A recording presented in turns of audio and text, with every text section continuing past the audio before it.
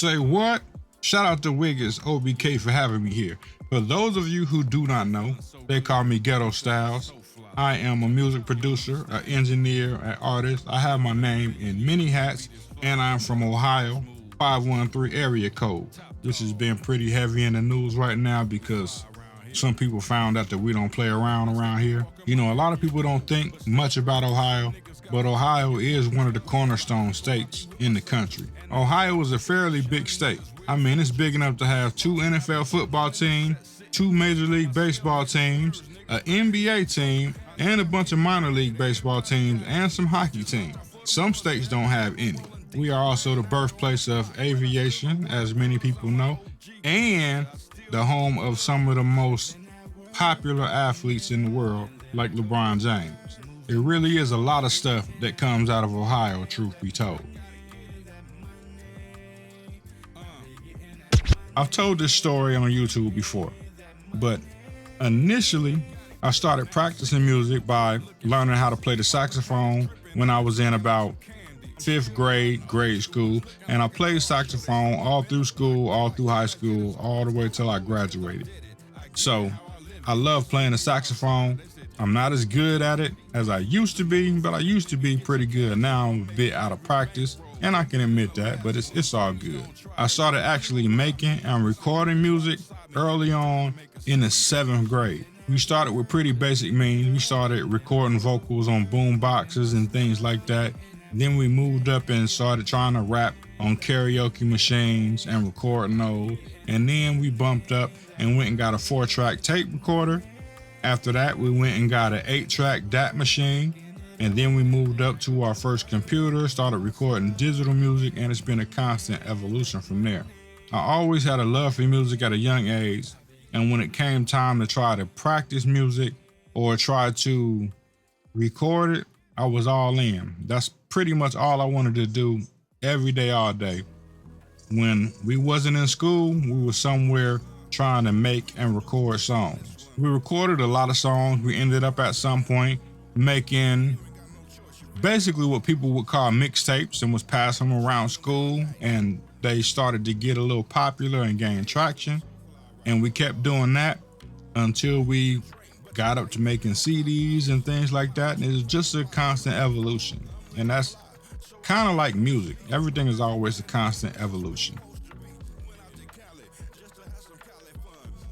I think I've had so many different inspirations over the years, considering I have seen hip hop from every single phase that hip hop has ever been in. Early on, the birth of hip hop, all the way up until today. I remember when I first started to fall in love with hip hop, one of the earliest artists that I can remember vividly wanting to play every day, all day was groups like the Fat Boys. I would love hearing the Fat Boys. They just had my ear. Run DMC, LL Cool J, Rakim, Eric B. A lot of those early groups. Kwame. I don't know what it was about Kwame. I don't know if it was the polka dots or the Gumby haircut he had with the dye in it on one side. I just thought that was cool. So I used to love Kwame. And these were early hip hop artists. And it was just like, it changed as the years went on. Eventually, Tupac came out with Digital Underground, and I immediately gravitated to him and started following Tupac from the very beginning. And he became my favorite artist. And I really looked up to that. For a long time, that's what I wanted to be. I wanted to be something like what Tupac was. I wanted to make music that impacted people, make music that people felt, but I also wanted it to have a lot of truth and a lot of heart in it.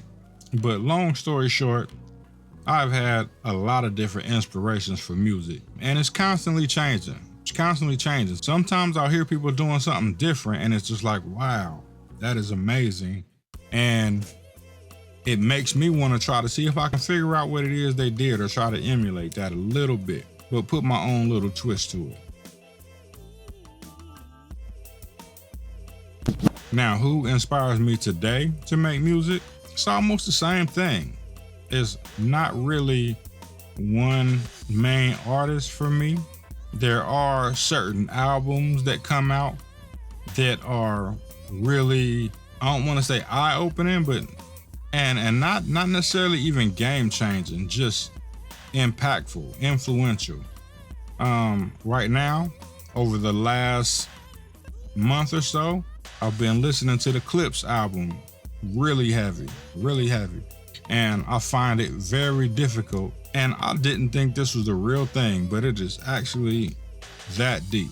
But listening to the opening song on the Clips album, it is hard to get through that album without choking up, almost dropping tears. It is, especially thinking about everything that you went through and putting yourself in their shoes. So I think they did a really good job with that. And stuff like that, impactful songs like that, stuff that has meaning outside of just having a bop to it, that's the kind of stuff that I vibe with the most. If I was to give somebody a specific message, I would say, whatever it is you're doing or whatever it is that you want to do, start now. And I'm gonna always say that. Start now. Don't wait. Don't think you need better cameras. Don't think you need better equipment. Don't think you need anything. Whatever it is that you have, start now. Because the longer you wait, you're only going to delay your destiny, whatever that might be. The sooner you get started, the better. And as you grow, the more you do it, the better you will get at it. That is the number one message that I want to tell any and everybody, no matter what it is you do. If you want to be a painter, start painting today. Don't wait till you get the best paintbrush. Go find whatever you got in the house, start drawing with it. If you want to be a race car driver, go find a track, start racing today. You might not be very good when you start out, but as you do it, the more you do it, the better you're going to get, no matter what it is. Don't waste time. Start now.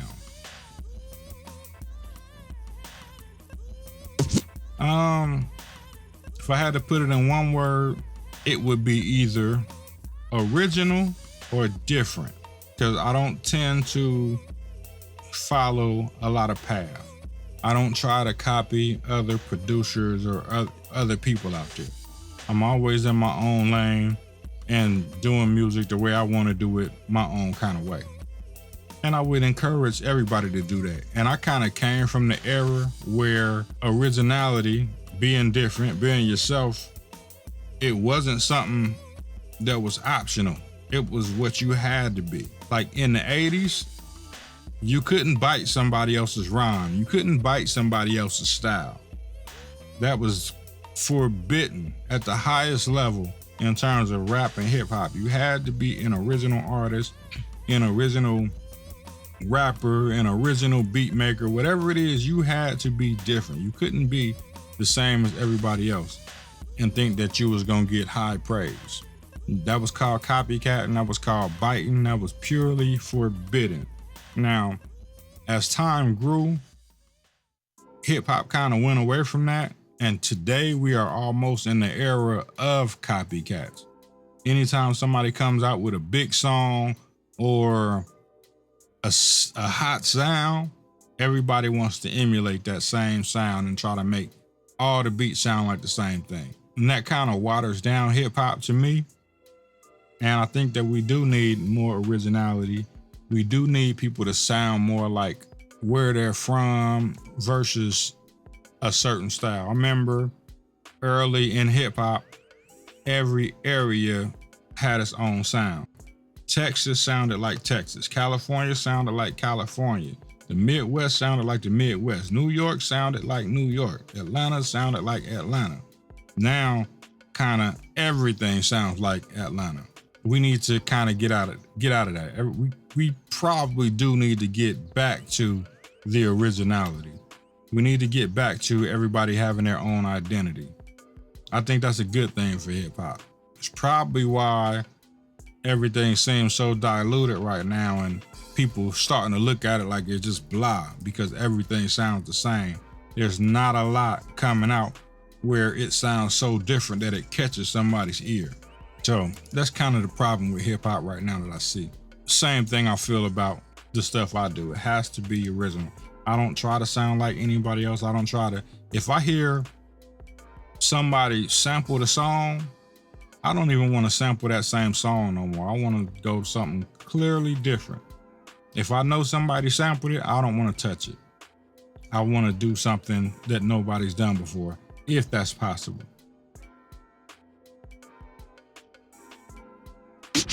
I do, actually. And it's cheesy now, but I was in like 7th grade when I wrote it. It was a song about riding the bus to school. That's pretty much it. A song about riding the bus to school and being very descriptive about the bus. I was using a lot of imagination back then. I've said this on my channel before, but I'm kind of embarrassed. I don't know. Okay, we just gonna get it out. So I was on bus 9 and I was rolling, kicking to the beat, but the beat got stolen. Now we rolling again with the bass kicking in, riding on this bus like we riding a Benz. Oh, you didn't know? Just wait a little while so you can get with the flow. I'm on a gold-plated bus with some diamond-studded tires. We on the way to school and we on fire. Yeah, I used to say that on the bus riding to school too. Had everybody bopping to it. One of the things that we did on the way to school. It was fun back then. Now it just sounds a little cheesy, but you know, you got to start somewhere. Like I said, start somewhere and keep going. Well, today, my weapon of choice is an MPC-X. At one point in time, my weapon of choice was Reason. Before Reason, I used Cakewalk. I've used a bunch of different DAWs and a bunch of different things as I've grown, but it's been a constant evolution. The first piece of music equipment I ever had was a Roland Boss DR5 drum machine. And then after that, we got a couple keyboards, ended up getting a Korg Triton and just moved up. So I had so many different pieces of equipment over the years. Some of the stuff I still have. As time grows, you gotta kind of grow with it. Now, some vintage equipment is gonna be golden forever if you keep it in good condition. That's a fact. But certain things you do have to move past. Like my first audio interface, as an example, it was good for the time, but the quality on it wasn't really that good at all. So eventually you have to learn that and hear that, and you will find things that work out a lot better for you. By the way, this is one of my earliest audio interfaces I ever had. This was probably, I think, my second or third audio interface. It's a EMU 0404. And at the time, this was a pretty dope interface. I thought the quality was pretty good on it, but like I said, as better things come around, in terms of audio interfaces, I do think it's always good to make a step up. Make a step up if you can. My audio interface of choice right now is a Universal Audio Apollo. I have several of them. They have been serving me very well for the time I've been using them. I haven't really found anything that makes me want to move away from the Universal Apollo yet. So for now, I'm gonna keep rocking with it till the wheels fall off. I've definitely had many different interfaces. I've had a M Audio, what is it? A Fire something, a Fire 4 Fires. I can't remember what it's called. One of the first interfaces I had on my computer was a Sound Blaster audio interface. You know, as time goes on, grow with it. Grow with the technology. Now I know I probably said that all jumbled up, but basically, there will come a time to get something bigger and better, especially if you're chasing sound quality. If you don't really care about sound quality that much, this is a whole mute conversation. Well, if I had a chance to work with any artist in the world, or if I could have had the chance to work with any artist in the world, it would have been Tupac. I always wanted to do a song with Tupac since early on. I was one of Tupac's biggest fans. I remember writing letters to Tupac when he was in prison, for the time that he was in prison. So I actually did write him a few letters, and I wish he was still here, because I know his impact, especially today, would have been major. He might not have been still making music. I would probably think that he would have moved more toward politics or something like that, but I think that he would be doing a lot of good things right now if he was still around. Music is my therapy. Music is therapy. When I'm doing music, it helps me get things off my chest. It helps me get things off of my mind that doesn't really need to linger. It helps me get through my day sometimes. You know, when I'm bored, it helps me from being bored. If I'm upset or sad, it helps me get through that. And that has always been the case. Music for me has always been a mode of therapy. A lot of people have psychiatrists, doctors they go see. But for me, I just turn on the microphone. That's my doctor. That's my therapy. Music is definitely therapy. That's probably easy. If I wasn't making music or doing music today, I would be somewhere trying to be a full-time streamer. I've always been a gamer, been playing games almost my whole life. Started out with the Atari, then moved up to the Atari 2600. I've played like every game system ever made, played games on computers. It don't matter what it is, handheld games, all of that stuff. Always been a big gamer. Got a lot of favorite game franchises, and in fact, I'm playing a game right now. It's in the background. Matter of fact, this is the game that I'm currently playing. This is Assassin's Creed Shadows. I've been playing it for like a month. Kind of slow playing it because when I play games, I like to try to do everything there is to do in a game. I want to try to clear 100% of everything. I don't like skipping stuff, so I take my time with it.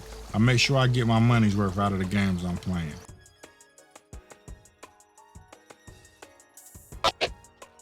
I feel like this is a setup. But honestly, I don't feel like neither one is better. I think I love old school hip hop. I came from old school hip hop, but just like all things, everything has to grow. It can never stay the same. Music in general has never stayed the same. Music is a constant evolution. You can almost just define the sound of music by decade. So every decade, and this is a fact, every decade of music across all genres have a different sound. Just listen to music from the 50s, then listen to music from the 60s, then listen to music from the 70s. There is a definitive sound change in every decade, all the way up until now. And I believe right now we are coming into a time where the sound is starting to change again. The trap hip hop era is kind of slowing down. There's going to be some new things coming very soon. I think we're right on the edge or on the end of the trap era or the trap beat era, all of that. So that's just the way that music goes, because it's always a constant evolution. Do I think old school is better than new school? Not really. But if there wasn't old school, the new school wouldn't be here. You have to have the old in order to get to the new. And I like a lot of stuff from the old school. I like a lot of stuff from the new school. I would be wrong just to trash everything that comes out that's new. If I did just trash all of the new stuff, I mean, that is what our parents did to us. I remember being a teenager in the 90s listening to hip hop, and my dad or my uncles or my aunts would come in and say, that stuff you listening to ain't real music. We had real music in the 70s. And the 70s is when they were in their teenage and young adult years. My grandmother would probably say that real music for her was in the 50s. A lot of the people that's teenagers today, 20 years from now, they're gonna say right now is when they had the best music they ever heard. Most people define the best music of their life by what they hear in their mid-teen years to early young adult years. So I'm gonna say 25 and under. 15 to 25, maybe 13 to 25, somewhere in that area. Whatever music that you heard during that period of time is most likely going to define your life in terms of music. And you will always harken back to that era as being the best era of music that you heard. Just like people my age always go back to the 90s. People my parents' age go back to the 70s. People my grandparents' age go back to the 50s, so on and so forth. That is how it's probably always gonna be. What is my favorite rhyme, trademark, or tag? I don't know. Good question. Actually, it's Beat the Block Up. And it has a few meanings behind it. We beat the block up, meaning as when it's time to get down, we out there on that pavement doing what we gotta do. We gonna get it however we gotta get it. We gonna beat the block up. Also, when we just kicking it, we riding around in an old school Chevy, 415s in the trunk, 20-inch rims on it. The music is pounding. We beating that block up. Either way, regardless of whatever happened, we gonna beat that block up. And that's kind of my catchphrase. I kind of live by that. Always make sure you beat that block up, no matter what it is you're doing. Don't half-step it. You always gotta go all in or nothing. So that's kind of the meaning behind that. In case people might want to look for me, where can you find me? You can find me here on YouTube, youtube.com/GhettoStyles or @GhettoStyles. Matter of fact, you can just Google Ghetto Styles and you will find me pretty much anywhere. There may be few imposters out there, but 90% of the results is gonna be me. If I get famous with an infinite amount of money, what would be the first thing that I would get with it? There wouldn't be anything that I would rush to go buy that I don't already have. I would maybe pay my house off, maybe pay my cars off, because I don't feel like I need to live like extra fly, extra flashy and things like that.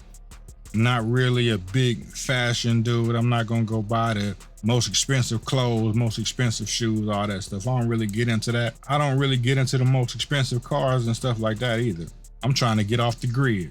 So it might be an electric car, or it might be power banks, solar power, things like that to make living easier. But more than likely, I probably wouldn't just run out and go buy a bunch of stuff. If I got a lot of money and a lot of fame like that, more than likely I would pay off a lot of the stuff for the people I care about. Friends, family that are close-knit, and make sure that they don't have to worry about stuff no more. You know, I always feel like if I come up, if I make it, if I hit it big, there's definitely some people I gotta bring with me. So that will probably be the first thing on my mind, is to make sure that if I'm getting it, everybody else is getting it too. Now, do I think I would still like it if I had that much fame, people constantly following me, calling my name in the street? I don't think I would mind it that much. I kind of get that a lot now. Not that I'm the most famous person in the world, but in my area, I'm pretty much known by everybody. People see me out, they'll blow, wave at me, holler at me, stuff like that. I don't never have a problem with that, especially as long as everybody being cool. Now, if it's the other way around, then we might have to react. But as long as everybody being cool and cordial, I don't think I would have a problem with it. Can recall a little while ago, I was in Subway, waiting in line in Subway. And the guy in front of me kept turning around looking at me. And he just looking at me with this face like he wanted to do something. Then he'd turn around, look the other way. Then I see him looking back. And he got that same face. So being from the hood, when I see somebody looking at me like that, you know, the antennas go up. You get ready. You know, so I'm getting myself mentally prepared. Like if something about to go down, then I'm gonna have to do what I gotta do. If it would have went down, it would have went down. Then by the third or fourth time looking at me, he just stopped and said, "Are you Ghetto Styles?" So I'm like, "Yeah, what's good?" And he, "Oh man, I knew that was you. I used to buy y'all's tapes and CDs all the time back in the day." And I was like, "Oh, okay, that's what's up," you know. And right there, that broke the tension, and everything was all good. But he was just looking at me because he thought it was me, but he wasn't quite sure, you know. So interactions like that, I ain't mad at it. I don't mind it at all. You know, I'm cool like that.